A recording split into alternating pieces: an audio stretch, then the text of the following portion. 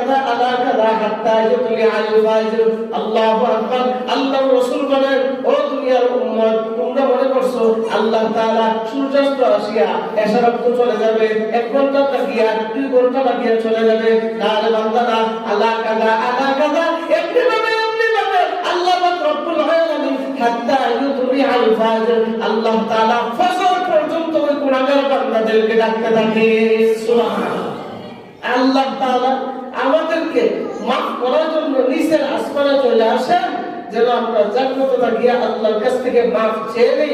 আল্লাহর কতটুকু আগ্রহ আমাদেরকে ক্ষমা করার জন্য, আর আমরা কতটুকু আগ্রহ দেখা যাবে ওই দিন রাত যে আল্লাহ তাআলার দরবারে হাজিরা দিয়ে কতটুকু আল্লাহর দরবারে মাফ আমরা চেয়ে নিতে পারি। সুবহানাল্লাহ। আল্লাহ আমাদেরকে মাফ করার জন্য রেডি হয়ে আছেন, মাফ করার জন্য। তাও উপর থেকে ডাকে না, নিচ থেকে ডাকে। নিচ থেকে ডাকে না, এটা বলে বান্দা আসো, কার কি লাগে আমাকে বলো। আল্লাহ তাআলা বলেন, ওই দিন যদি কোনো আল্লাহর বান্দা আল্লাহ রাসূলের হাদিসের ভাষ্য অনুযায়ী যদি সারা রাত কিয়ামুল লাইল অর্থাৎ নামাজের মাধ্যমে, বিভিন্ন ইবাদতের মাধ্যমে, বিভিন্ন জিকির আজকারের মাধ্যমে কোনো বান্দা যদি কাটায়, পরের দিন যদি রোজা রাখে, রোজা রাখিয়া যদি আল্লাহকে রাজি খুশি করার জন্য শেষ পর্যায়ে যখন ইফতার করে, ইফতার করার কারণে আল্লাহ তাআলা গোটা 1 বছরের গুনাহ তার আমলনামা থেকে কাটিয়ে দেন। সুবহানাল্লাহ। আল্লাহ তাআলা বলেন, বান্দা এই রাত্রিতে যদি কেউ ইবাদত করলে তার নামটা মুমিনের খাতায় তার নাম উঠে যাবে। সুবহানাল্লাহ।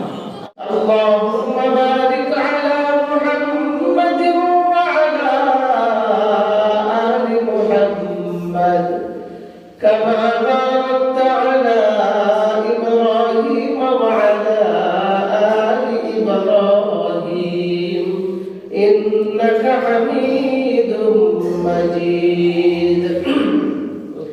سبحانك لا علم لنا إلا ما علمتنا إنك أنت العليم الحكيم رب اشرح لي صدري ويسر لي أمري واحلل عقدة من لساني يفقهوا قولي لا إله إلا الله لا إله إلا الله لا إله إلا الله لا إله إلا الله لا إله إلا الله لا إله إلا الله لا إله إلا الله لا إله إلا الله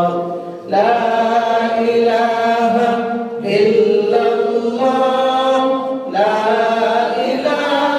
إلا الله لا إله إلا الله لا إله إلا الله لا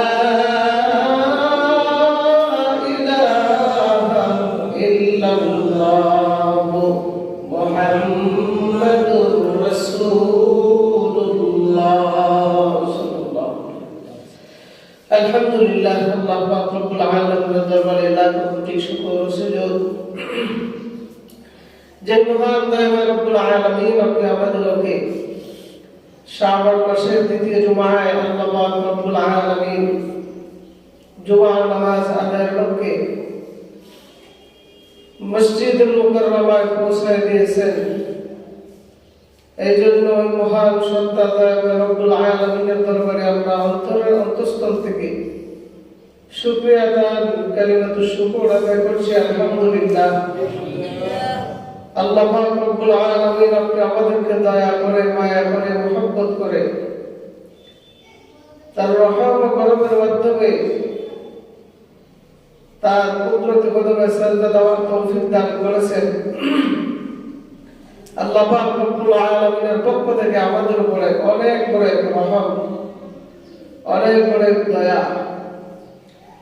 আমরা ইচ্ছা করলেই আল্লাহর ইবাদতের দিকে মগ্ন হইতে পারি না। এই আল্লাহ তাআলার ইবাদত করতে গিয়া অনেক শয়তান আছে, অনেক দুনিয়াবি জায়জামাল আছে যেগুলো আল্লাহর গোলামি করতে বাধা দেয়। এগুলো থেকে আল্লাহ তাআলা ফারিগ করে মসজিদ পর্যন্ত পৌঁছায় দিয়েছেন। তার মানে আল্লাহর দরবারে আমরা কবুল হয়ে গেছি, বলেন আলহামদুলিল্লাহ। মসজিদে আসাটা এটা সাধারণ ব্যাপার নয়, অনেক হিম্মতের ব্যাপার। এই জন্য যেহেতু আমরা আসতে পেরেছি আমরা ভাগ্যবান। যারা এখন আসতে পারে নাই অতি দ্রুত চলে আসে। আল্লাহ পাক রব্বুল আলামিন আমাদেরকে দুনিয়াতে পাঠাইছেন একবার আল্লাহ তাআলার গোলামি করার জন্য, অন্য কোনো উদ্দেশ্য নাই। আমরা যে মাসটাতে অতিক্রম করতেছি, আমরা যে মাসটা আমাদের সামনে অতিবাহিত হইতেছে বড় বরকতময় মাস। যে মাসটাতে আল্লাহ পাক রব্বুল আলামিন আপনি আমাদের ভাগ্য ঠিক করবেন, কার কি ভাগ্যে কি আছে না আছে। এই জন্য এই মাসটা বেশি করে গুরুত্ব দেওয়া, আমল বাড়ায় দেওয়া। আমরা যদি আমল বাড়ায় দিই, আল্লাহর গোলামি বাড়ায় দিই, তো আল্লাহর দরবারে আমাদের ভাগ্যের চাকাটা ওই রকম ভাবেই ঘুরবে। এই জন্য আমল বাড়ায় দেওয়া। আল্লাহ পাক রব্বুল আলামিন এই মাসের মধ্যে একটা উত্তম রাত রাখছেন, যেটাকে বলা হয় লাইলাতুল বারাত, ভাগ্য রজনী বলা হয়। এই ভাগ্য রজনী আমরা যারা পাবো, আল্লাহ তাআলা যে পর্যন্ত হায়াত বাড়ায়া পৌঁছায় দেন, দোয়া করি আমরা আল্লাহর কাছে যেন আল্লাহ তাআলা আমাদের হায়াত দারাজ করে দেয় বলে আমি। গত বছর অনেক মানুষ এই রজনী পাইছিল, পাওয়ার ভাগ্য হয়েছিল। এই বছরও এইরকম ভাবে অনেক মানুষের ভাগ্য থেকে এই রজনী বিদায় নিতে পারে, এর কোনো গ্যারান্টি নেই। তো যে রজনী সামনে আসতেছে, এই রজনীটা বড় গুরুত্ববান, বড় মূল্যবান। আমার তেলাওয়াতকৃত হাদিসে আল্লাহর রাসূল বলেন, ক্বালা রাসূলুল্লাহ সাল্লাল্লাহু আলাইহি ওয়াসাল্লাম, ইযা কানাত লাইলাতুন নিসফি মিন শাবান ফাকুমু লাইলাহা ওয়া সুমু ইয়াওমাহা। আল্লাহর রাসূল বলেন যে শাবান মাসের মধ্যে 15 শাবান একটা রাত আছে, যে রাতের মধ্যে কোন বান্দা এই রাতটাকে মূল্যায়ন দিবে। কিভাবে মূল্যায়ন দিবে? আল্লাহ রাসূল বলেন দুইটা জিনিসের মাধ্যমে মূল্যায়ন দিবে।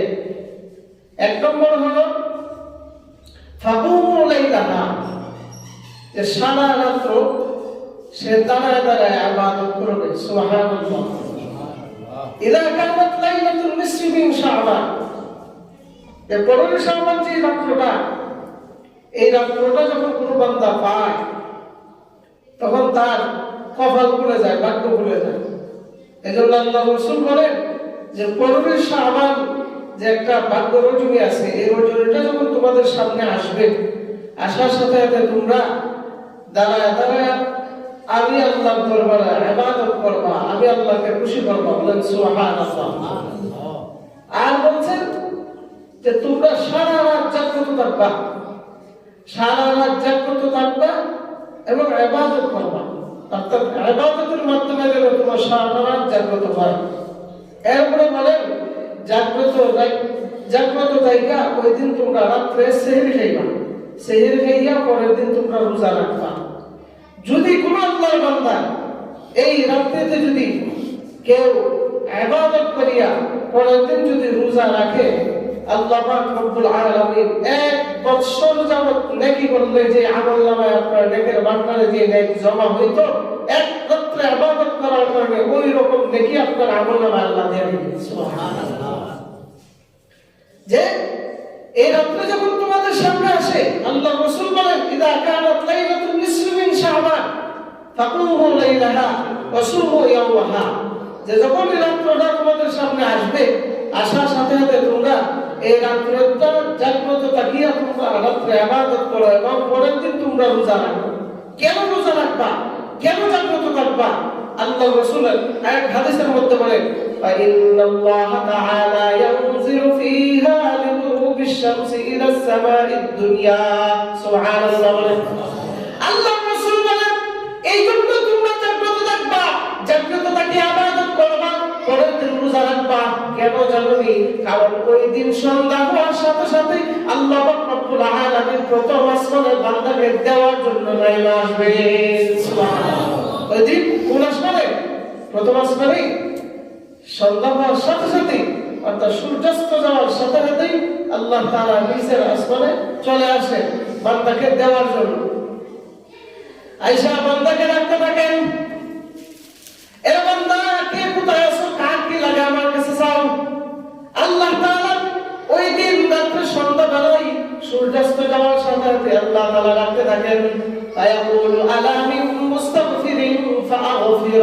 লাহ এর বান্দা কে আছো গুনাহগার আমার কাছে গুনাহ ক্ষমা চাইবা আমি আল্লাহ তোমাদেরকে maaf করে দেব সুবহানাল্লাহ আল্লাহ রাসূল বলেন নিচে আসমানে আয়েশা আল্লাহ তাআলা প্রত্যেকটা বান্দাকে গুনাহগার বান্দাকে ডাকতে থাকেন আয়ের বান্দা যেমনি ভাবে তোর চাকরি জীবনের ক্ষেত্রে দুইটা ঈদ পরে বোনাস হিসেবে তোকে তোর মালিকের বেতন দেয় বাড়ায়া দেয় ঠিক তদ্রুপভাবে গোটা বছরের মধ্যে বান্দা তুই কত গুনাহ করেছো এই গুনাহ maaf করার জন্য আমি আল্লাহ স্পেশালি কয়েকটা রাত দিয়েছি এর মধ্যে একটা রাত হলো লাইলাতুল বরাতের রাত সুবহানাল্লাহ আল্লাহ বলেন ওই দিন রাতে যদি কোনো আল্লাহর বান্দা আমার কোনো বান্দা যদি ওই দিন আমি নিচে আসমানে নাই বা আসা অবস্থায় বান্দা যদি মসজিদের কোণে অথবা বাড়িতে যে কোনো জায়গায় ইবাদত করতে হইয়া যদি বান্দা আমার কাছে কোনো কিছু চায় আমি আল্লাহ পাক রব্বুল আলামিন তার বাক্যের লিস্টে তাকে রাখি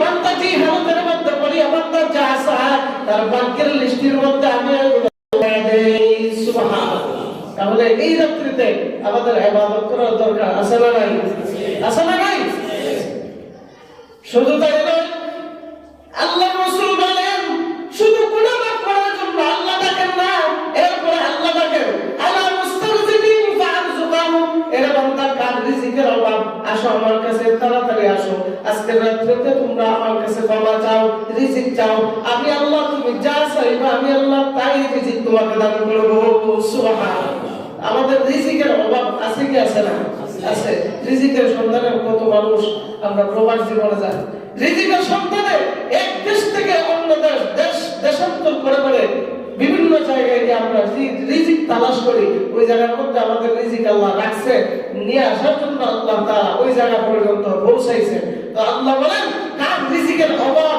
আসো এই রাত্রিতে আমার কাছে যাও আমি আল্লাহ দেওয়ার জন্য নিচের আসমানে চলে আসছি সুবহানাল্লাহ শুধু তাই নয় আল্লাহ রাসূল বলেন এরপরে আল্লাহ রব্বুল আলামিন বলেন আলা কাযা হাত্তা ইউতলি আল ফাজর আল্লাহু আকবার আল্লাহ রাসূল বলেন ও দুনিয়ার উম্মত তোমরা মনে করছো আল্লাহ তাআলা সূর্যাস্ত আসিয়া এশারাত চলে যাবে 1 ঘন্টা লাগিয়া 2 ঘন্টা লাগিয়া চলে যাবে তাহলে বান্দারা আলা কাযা এমনি ভাবে আল্লাহ রব্বুল আলামিন হাত্তা ইউতলি আল ফাজর আল্লাহ তাআলা ফজর পর্যন্ত ওই গুনাহগার বান্দাদেরকে ডাকতে থাকে সুবহানাল্লাহ আল্লাহ তাআলা আমাদেরকে maaf করার জন্য নিচের আসমানে চলে আসেন যেন আমরা জাগ্রত থাকিয়া আল্লাহর কাছ থেকে maaf চেয়ে নেই আল্লাহ কতটুকু আগ্রহ আমাদেরকে ক্ষমা করার জন্য আর আমরা কতটুকু আগ্রহ দেখা যাবে ওই দিন রাত যে আল্লাহ তাআলার দরবারে হাজিরা দিয়ে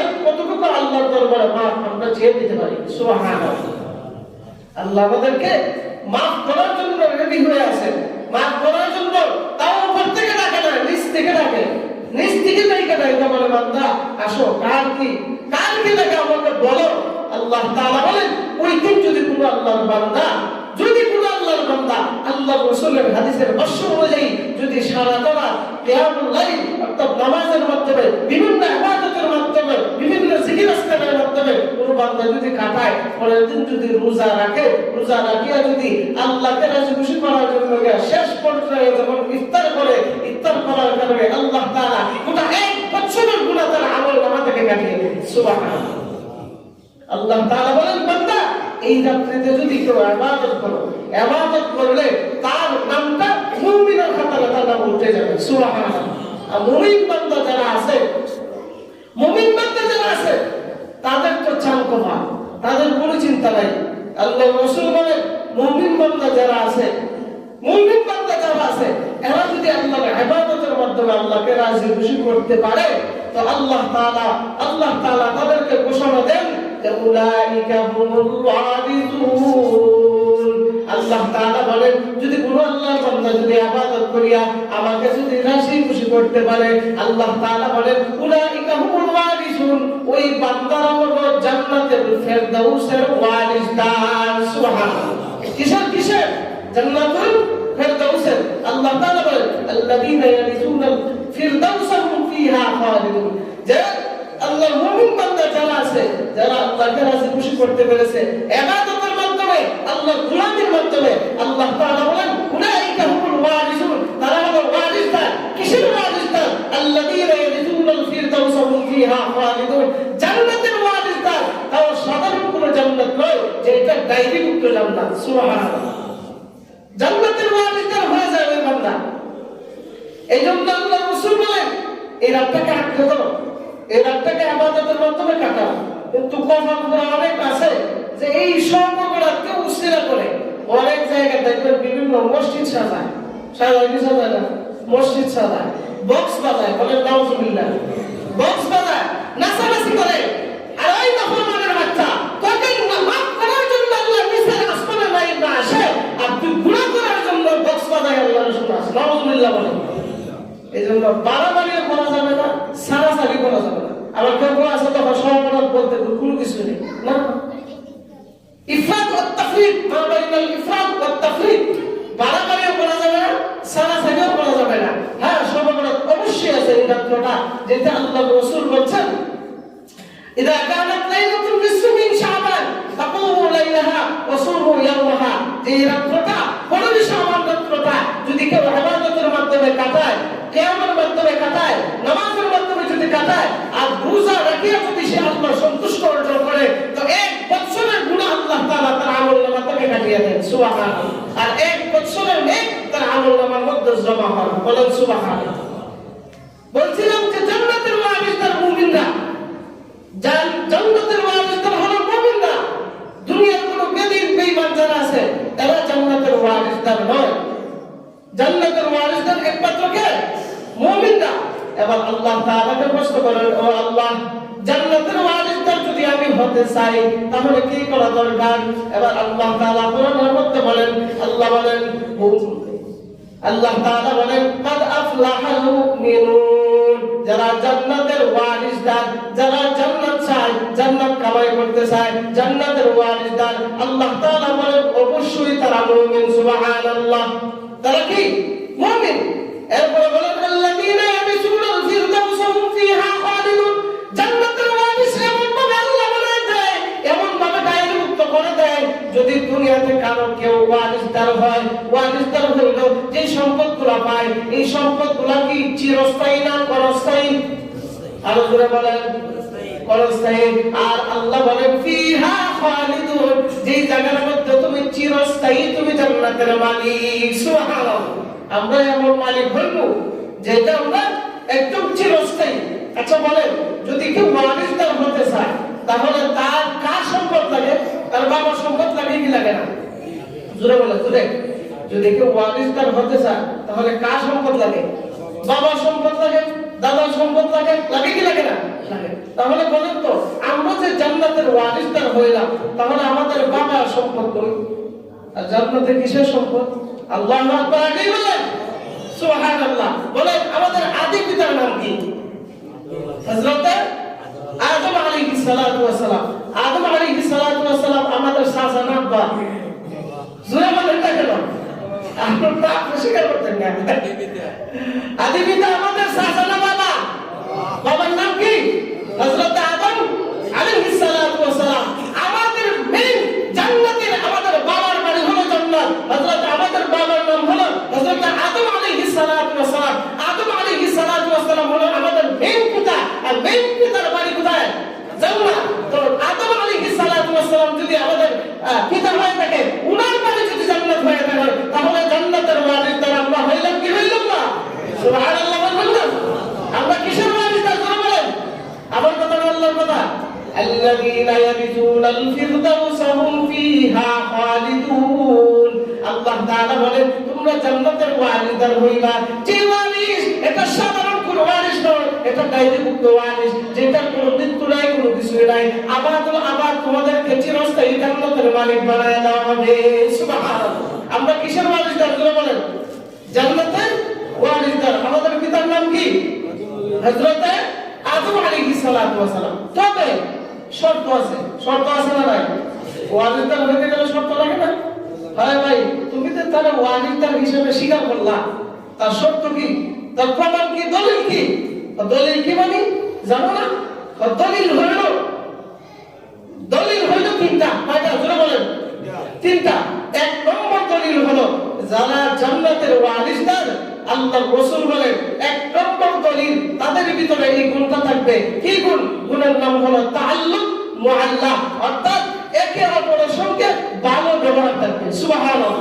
তাআল্লুক ফিল মুআল্লা, তাআল্লুকের মুআল্লা এর এক নম্বর গুণ হলো যে সম্পর্কটা তার ভিতরে খুব ভালো থাকবে, কোনো দুঃসম্পর্ক থাকবে না, একে অপরের সঙ্গে ভালো ব্যবহার থাকবে, ভালো সম্পর্ক থাকবে।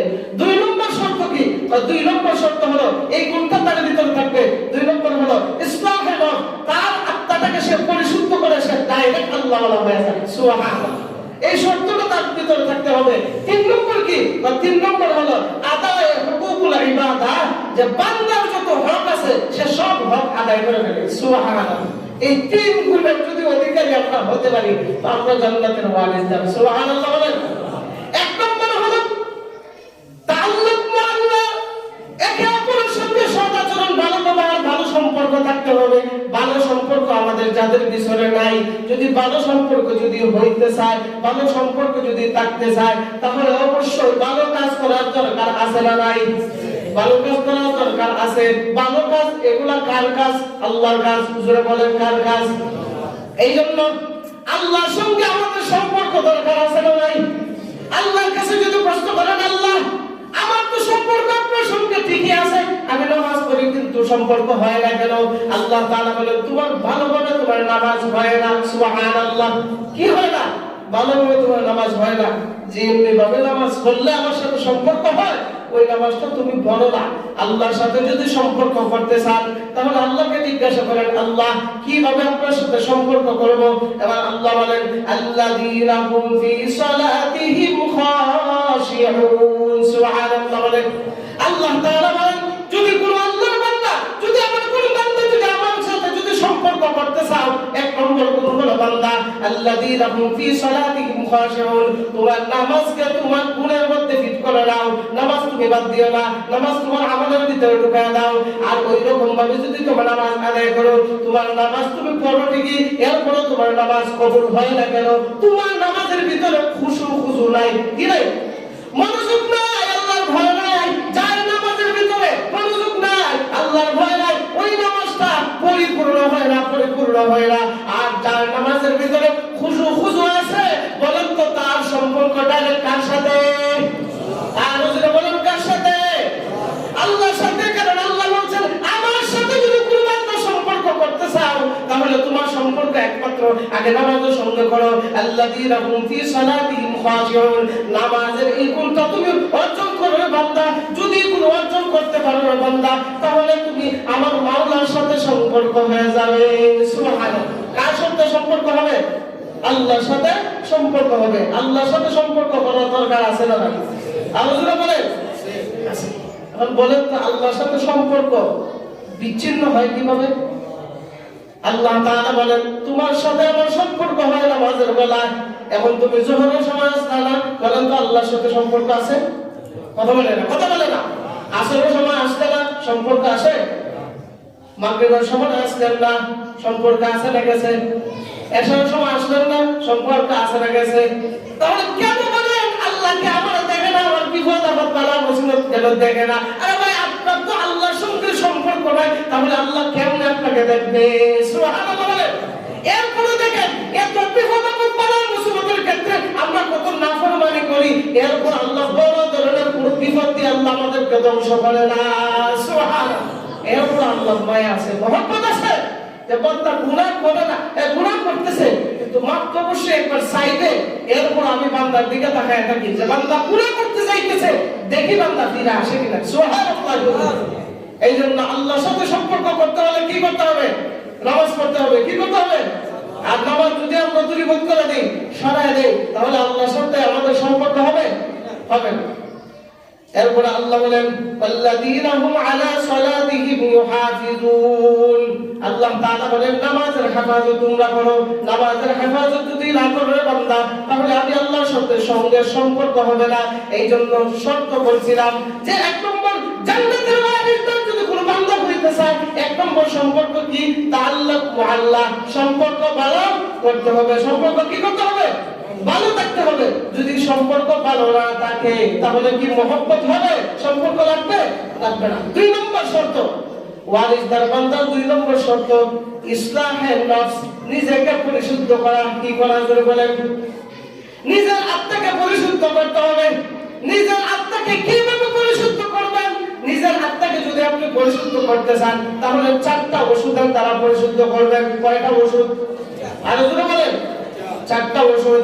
এক নম্বর ওষুধ হলো বেশি বেশি করে কবরের কথা স্মরণ করতে হবে। সুবহানাল্লাহ। কিসের কথা? কিসের কথা জোরে বলেন? কবরের কথা। কেন? আপনি যদিও কবরকে না স্মরণ করেন, আপনাকে কিন্তু কবর স্মরণ করতেই আছে। সুবহানাল্লাহ। আল্লাহ রাসূলের হাদিসে বলেন যে কোন বান্দা যখন কবরের পাশ দিয়ে যায়, কবর দেখিয়া যদিও তার ভিতরে কান্না না আসে, তার ভিতরে ভয় না আসে, কবরকে সে স্মরণ না করলো, কবর তাকে স্মরণ করতেছে। প্রত্যেকদিন কবর তাকে ডাকতেছে। কি বলতেছে?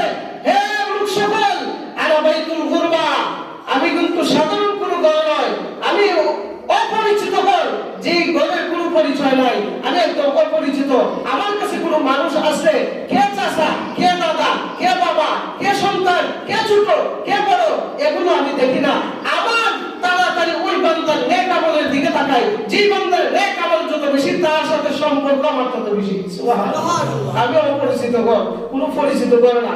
এরপরে বলে আলা বাইতুল ওয়াহদা, আমি কিন্তু একাকিত্ব ঘর, আমার সাথে কেউ নাই, কোনো সাথী বাবা না, কোনো কিছুই নাই, কোনো বিছানা নাই, কোনো কিছুই নাই, একদম একা।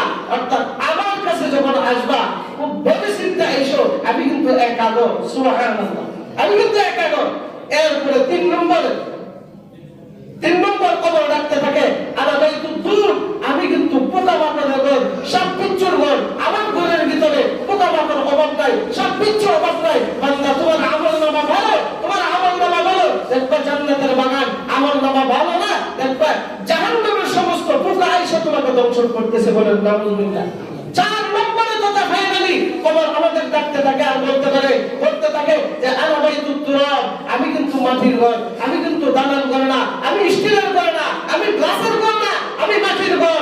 আমি এমন এক মাটি যে মানুষকে খাইতে খাইতে তার শরীরের অস্তিত্বকে নষ্ট করে ফেলি। বলেন সুবহানাল্লাহ।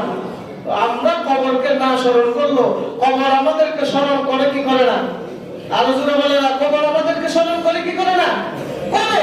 এই জন্য আমাদের নফসটাকে যদি আমরা হেফাজত করতে পারি, আমাদের নফসটাকে যদি আমরা পরিশুদ্ধ করতে পারি, তাহলে কবরের কথা আমাদের স্মরণ করার দরকার আছে না নাই? জোরে বলেন, আছে না নাই? কবরের কথা যদি আমরা স্মরণ করি, তাহলে আমাদের ভিতরে যেই গুনাহ নামক এই দুশমনটা আমাদের ভিতরে আছে, এগুলো সাফ করে আল্লাহ তাআলা নেককারওয়ালা কলম আমাদেরকে দান করবেন। সুবহানাল্লাহ।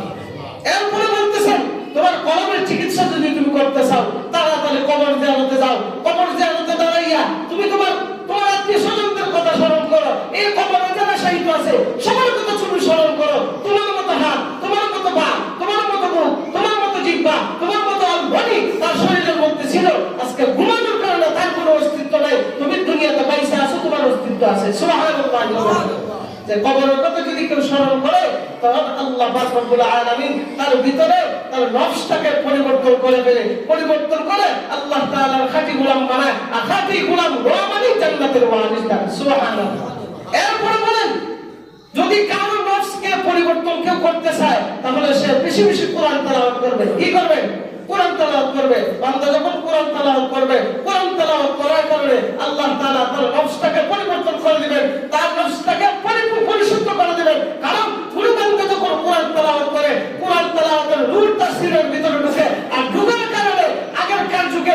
সমস্ত কাফিররা যারা মুসলমান হয়েছে, অনেক কাফিররা এমন আছে, অনেক ইহুদি এমন আছে, কোরআন তেলাওয়াত শুনতে শুনতে আল্লাহর রাসূলের দরবারে তারা ইসলাম ধর্ম গ্রহণ করেছে। সুবহানাল্লাহ। কোরআনের ভার আছে না নাই? আলোচনা বলার আছে না নাই? আছে।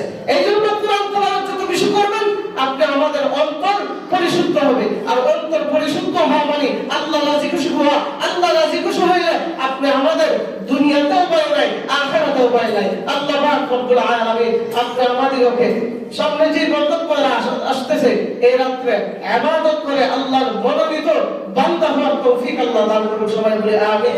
ওয়া আখিরু দাওয়ানা আলহামদুলিল্লাহি রাব্বিল আলামিন।